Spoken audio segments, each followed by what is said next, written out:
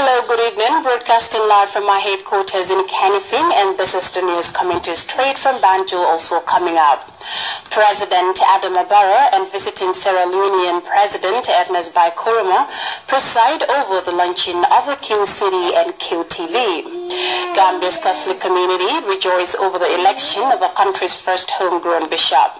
Authorities in Juba summoned the governors of Jonglei and Boma states after 44 people died in an inter-ethnic clash in the volatile region. And Africa and EU leaders discuss ways of tackling the spiraling migration crisis affecting the two continents. Well, these and other stories coming ahead in the next 30 minutes. I am Fatu Janimbai.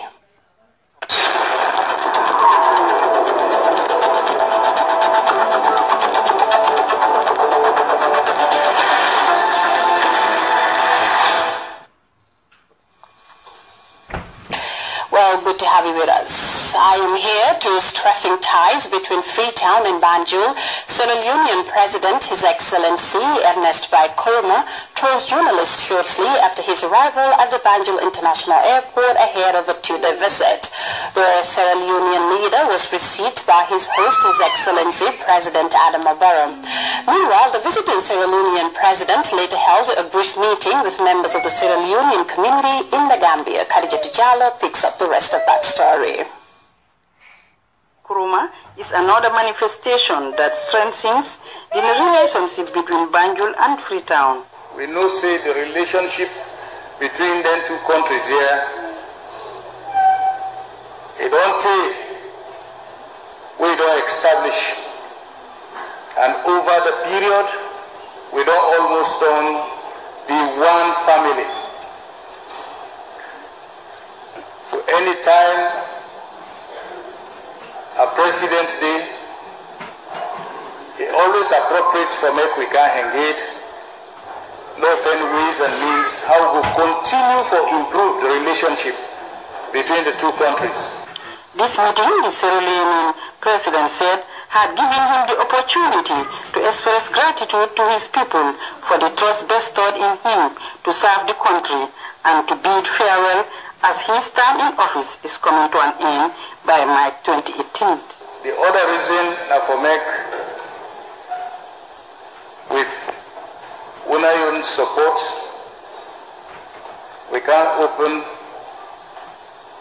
a city of entertainment and leisure where a Gambian who studied in Sierra Leone were established in this country.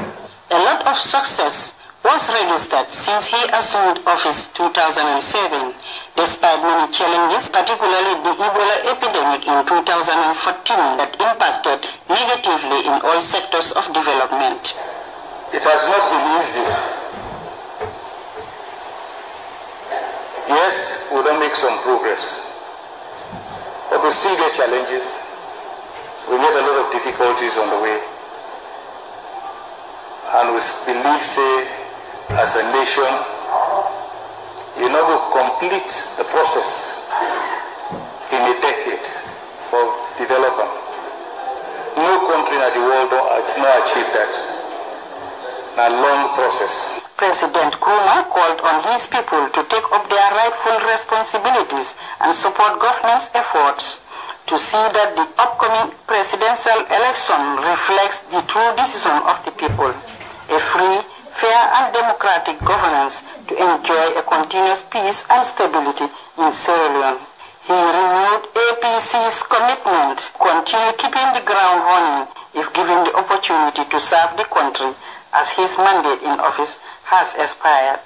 On behalf of the community, Sierra Leonean Commissioner to the Gambia and the President of the Sierra Leonean National Union expressed appreciation to have their president in their midst. Khadija Tijalo, reporting for GRTS News. Now, meanwhile, His Excellency President Adama Barrow and his visiting counterpart, Sierra Leonean counterpart Ernest Bai Koroma, have presided over the launching of the Q City and QTV at a ceremony held at the Q City in Bijilo. The event was attended by Gambians and Sierra Leonean nationals living in the Gambia. Well, we hope to bring you more on that story in our subsequent newscast. Now, Gambian Catholics are celebrating as the first ever Gambian bishop is appointed to replace outgoing Bishop Emeritus Robert Patrick Ellison. Bishop-elect Gabriel Mendy was selected at a ceremony presided over by the Pope's representative. H.M. Silva has more in this report. Catholic faithful rejoicing the nomination of the new Catholic Gambian Bishop, Reverend Father Gabriel Mendy. Reverend Father Gabriel Mendy's nomination is indeed gratifying to Gambian Catholics and historic in the annals of the over 5 decades old Diocese of Banjul in particular, for the mere fact that the venerable priest, now Bishop-elect, is the first ever Catholic to be chosen as a bishop. And that's the important thing now. This is the first time a Gambian will be the bishop. The nomination of Bishop-elect Mendy ended months of anticipation, speculation and nervousness among Gambian Catholics on the home front over who will be chosen to shepherd the diocese. It also ended almost 12 to 13 years of the outgoing Bishop Emeritus Patrick Ellison, who also succeeded the almighty Bishop Emeritus Michael J. Cleary. Journey for me was tough. It was responsibility. The Bishop Emeritus hailed his successor as a wonderful and intelligent person with rich academic credentials. He joined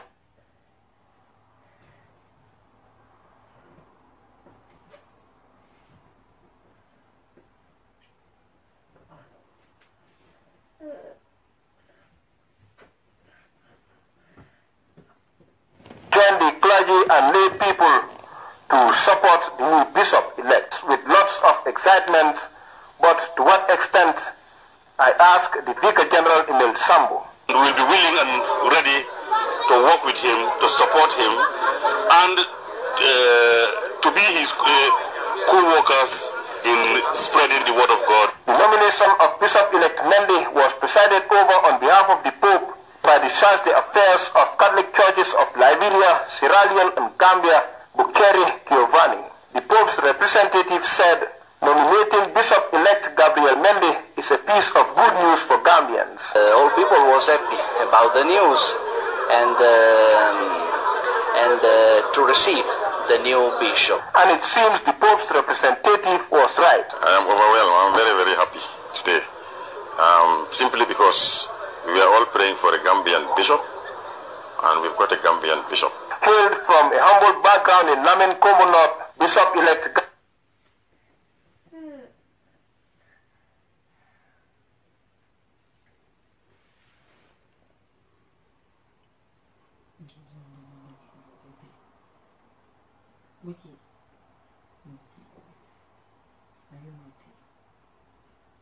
Yes. Are you naughty? Yes. Are you naughty? Yes. No. Are you naughty? Yes. Are you naughty?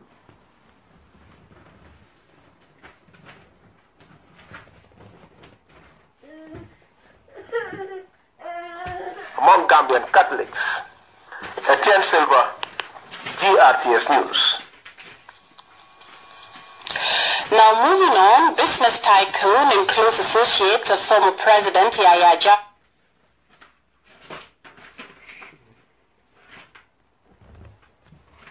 Amadou Samba has disclosed how the former Daily Observer company was sold to Jammeh. Babukar Kamal was at the Commission of Inquiry and he filed in this report.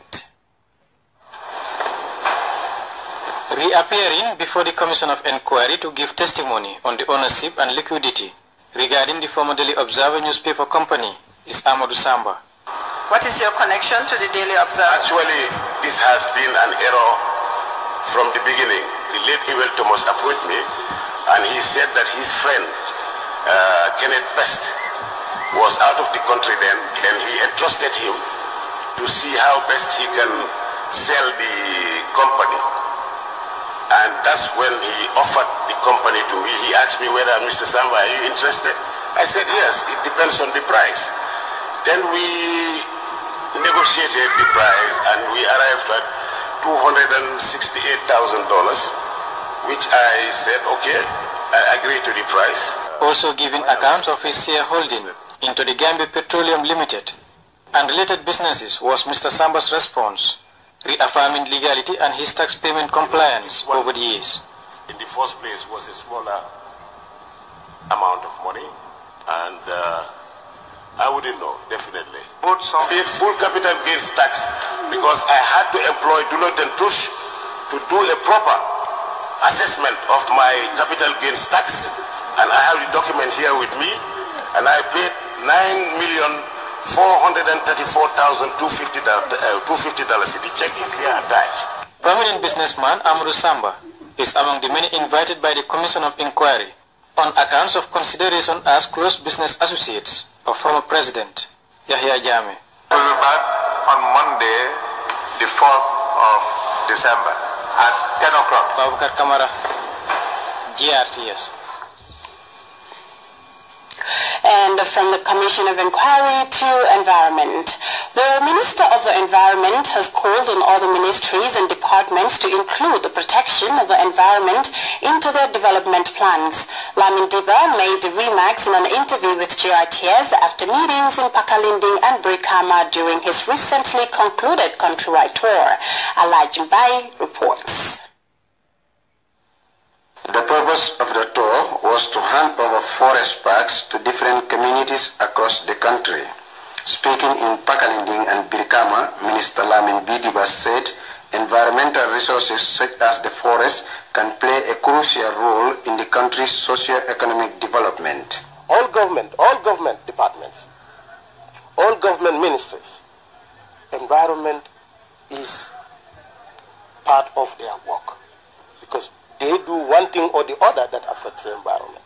So mainstreaming environment into our development policies at all levels means that we are getting on the path of sustainable development. So that we will be conscious any decision or any action or any project that we embark on, we have environment at the heart. Minister Diba further reaffirmed government's commitment to international protocols on environmental protection. Developing countries, particularly least developed countries. And it is important that we understand the financing mechanism of climate financing because America, is a big country, but within America itself, you have 8 states that are saying they are staying with the Paris Agreement. So this, for us, is a very important milestone in climate financing within the framework of the Green Climate Fund. Dr. Mustafa Sise of FAO renewed his office's resolve to partner with government in protecting the country's natural resources. FAO is not disappointed, and we still have more projects in the pipeline that will partner with the communities to ensure the designation of more community forest area and to support the community forest members to establish producer organizations and to develop forest enterprises. Director of Forestry Mohamed Jaite pledges the department's technical support to farmers in ensuring sustainable forestry management strategies. Various speakers from the communities assured the minister of their commitment to protect the parks as well as the judicious usage of their resources. Alajimbai, GRTS News. Now, the Primary Healthcare Unit of the Ministry of Health and Social Welfare on Tuesday launched a roadmap to revitalize the Gambia's primary healthcare system. Aista Jata tells us more. This validation workshop provides an opportunity for participants to take a critical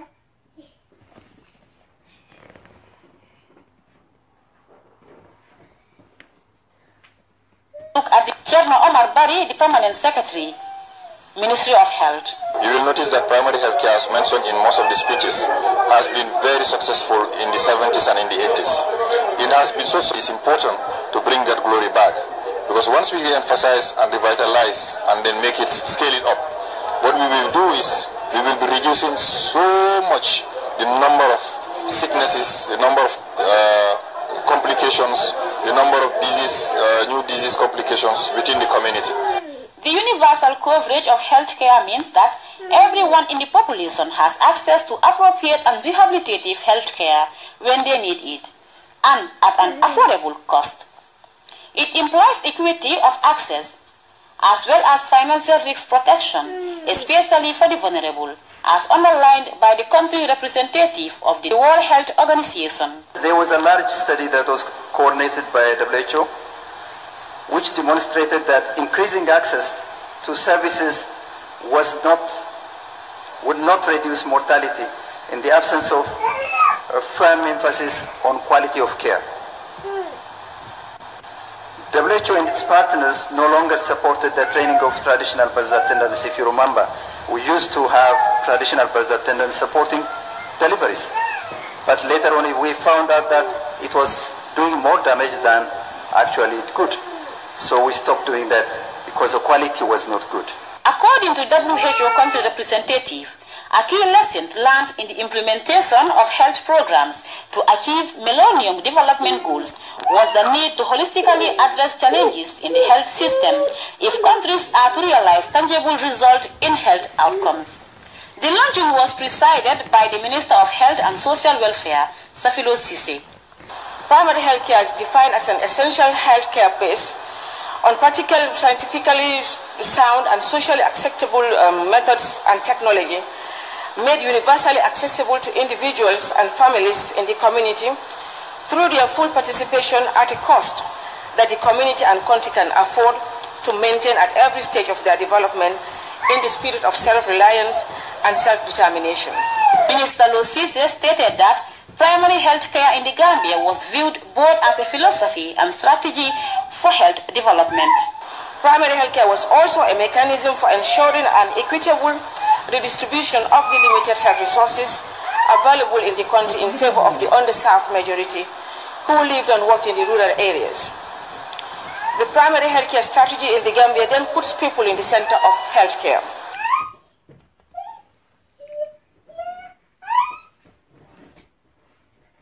The health minister further outlined some of the major achievements registered by her ministry. Access to basic health services increased to around 93%.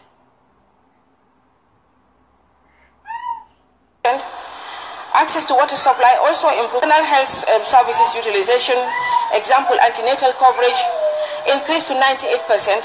Supervised delivery increased to over 70%. In this three-day roundtable, participants are expected to properly look into the health document on the validation to come up with viable policy recommendations which will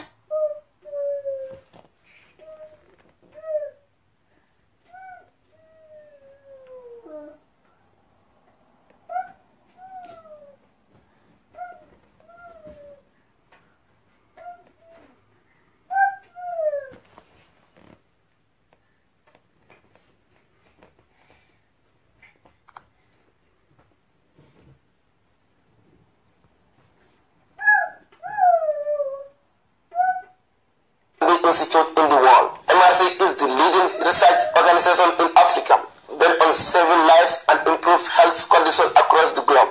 This 70-year celebration brought together all members of the council in the world to witness the celebration of the Platinum Jubilee.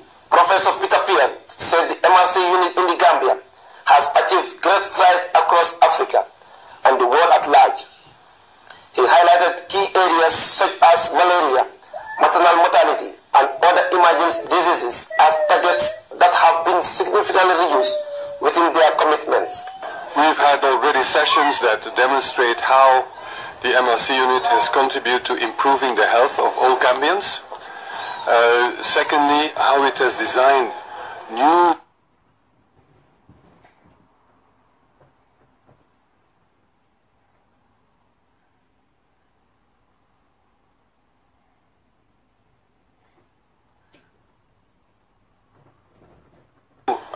approaches and solutions to fight malaria, to bring down the number of children who die at birth. MRC CEO Sir John Savin had on the importance of the Platinum Jubilee and 70-year anniversary and embraced new ideas on their agenda toward future aspiration. He also commended the achievement of various country units over the years. Significance is very great because this is a 70-year-old partnership between the Gambian people, the Gambian government and the Medical Research Council, and we're also looking forward to bringing a new partner to the table in the London School of Hygiene and Tropical Medicine. This is a very exciting day. Gambia MRC Chief Professor Umberto thanked the government, particularly the Minister of Health, for their support and provision of a conducive environment to deliver services. The Minister of Health and Social Welfare, Safilo Sisi, described the event as historic anniversary celebration.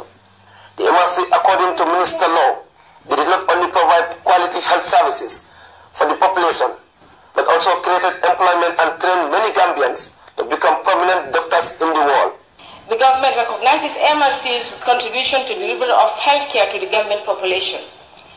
The MRC, the Gambia Clinical Services Department in Fajara and Canaba, remain the unit's most visible face in the Gambia.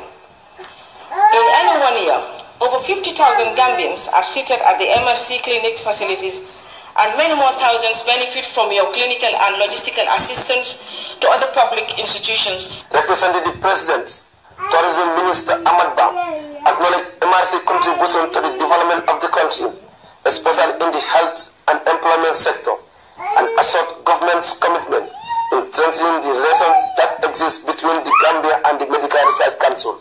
Has not only succeeded in bringing health intervention to the doorstep of our people, but the acronym MRC is a household name throughout the country. The length of the relationship and mutual cooperation has allowed a body of research work to be established over the years, and this has made tremendous contribution to global health as a whole. This 2 days interactive seminar will allow staff of the organization to come up with more recommendations and solutions towards maintaining their position as an outstanding provider of quality health services in the world. Saidu Kamara, GRTS News. Well, time now to take our first break. We'll be right back.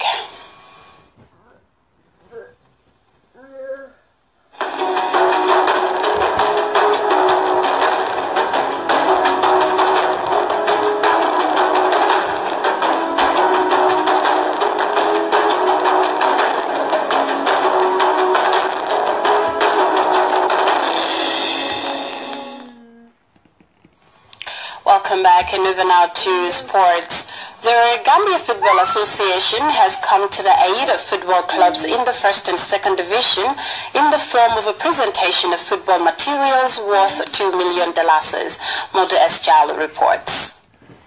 During the pre-season meeting of the league clubs, the Gambia Football Federation promised to support the clubs with preparatory monies and transport fares for the 2017-2018 football season.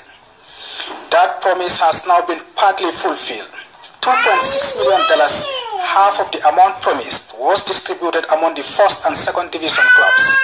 As long as we as GFF are taking it upon ourselves to put aside part of the funds that we receive on your behalf to support clubs to be able to at least facilitate their participation in league activities, now it has become a responsibility. We said it, and then we have to deliver on it. If we did not do it, then we have to explain to you. Preparing our teams from pre-season to the competition proper will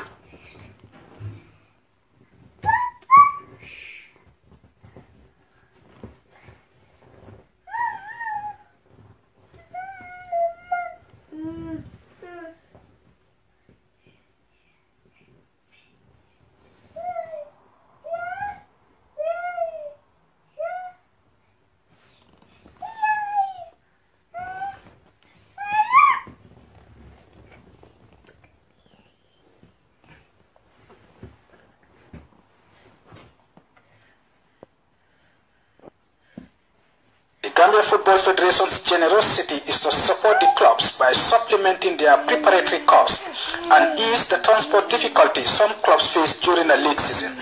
These are monies for the clubs. Some of us run our clubs because we don't have anybody to support it. Because we want it to be personal, but let the club have a club account, let it go there, let it be accounted for, so that tomorrow if they don't Because if one or two of us falters, it's going to affect the whole thing. So next year again, when we are submitting requests, we can, before that, I'll be able to submit a financial report to FIFA that the money that was given to the clubs, how they are spent. The gesture by the Football Federation delighted the clubs, especially those with little resources at their disposal. The clubs are now expected to properly utilize the monies, with the ultimate aim of improving their performances in the 2017-2018 football season. Momodes Jalo, GRTS Sports. And from sports, we now take a look at news beyond our shores. South Sudan's government has summoned the governors of Jonglei and Boma states of Juba, following an attack that left 44 people dead.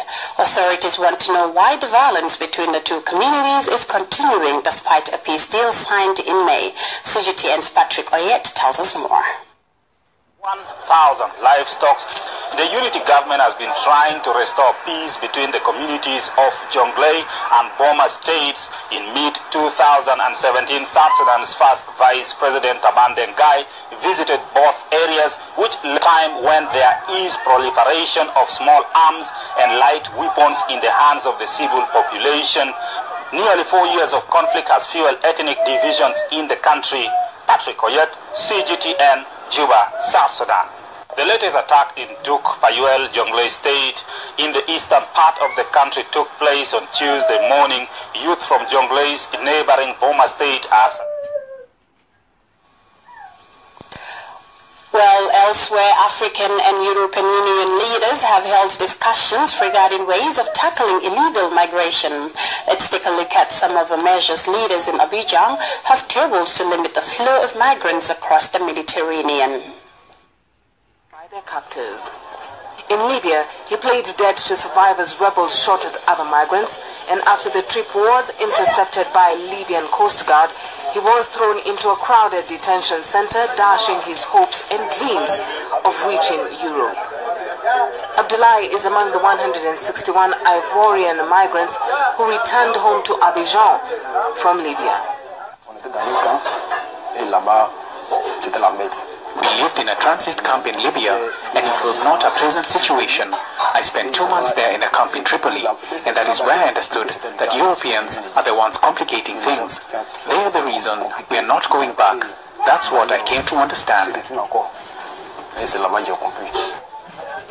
Fresh reports of abuse against African migrants in Libya have sparked anger across the continent, outrage that is likely to lend urgency to talks on immigration and migration as the European Union leaders meet their African Union counterparts this week. Libyan authorities have promised to investigate the slavery allegations, but the European Union too has been the target of anger and frustration. Despite the hardships that have been experienced and faced with unemployment and poverty, many of the young people in Ivory Coast say they would still attempt to go to Europe in search of a better life. I have Ivorian brothers and sisters who are still living there. When you see them coming back home, they build homes and have money. When you look at that and look at the house you live in, which is barely a house in a poor neighborhood, you tell yourself that you can also go abroad and live like them. And that's why I left for Europe. EU Parliament President Antonio Tajani recently renewed a call for a Marshall Plan for Africa, stating that Africa's problems are also Europe's. We need to ask Europeans to help us. They need to give money to African leaders so that they can help us, and we won't need to go anywhere. As long as they don't give us money, even if the ocean was made out of electricity, we will continue to go there because we are struggling here in our countries. Such an approach reasons that raising income in Africa and creating opportunities there will keep would-be migrants at home. But as the European Union seeks to ramp up aid, much of that assistance is going to African security sectors charged with clamping down on migrant flows. Beryl Oro. Well, that's it from me for now, but before we go, a quick recap of our headline-making stories once again. President Adama Barrow and visiting Ceremonial President Ednas Bai Koroma have presided over the launching of the King City and the KTV. Has loaded Banjul. The Gambia's Catholic community is rejoicing over the election of the country's first homegrown bishop. The authorities in Juba have summoned the governors of Jonglei and Boma states after 44 people died in an inter-ethnic clash in the volatile region. And Africa and the EU leaders are discussing ways of tackling the spiraling migration crisis affecting the two continents. Well, that was all in this edition of the news at 10. Thanks for the pleasure of your company. I was your presenter, Fatu Janimbai, and thank you for joining us.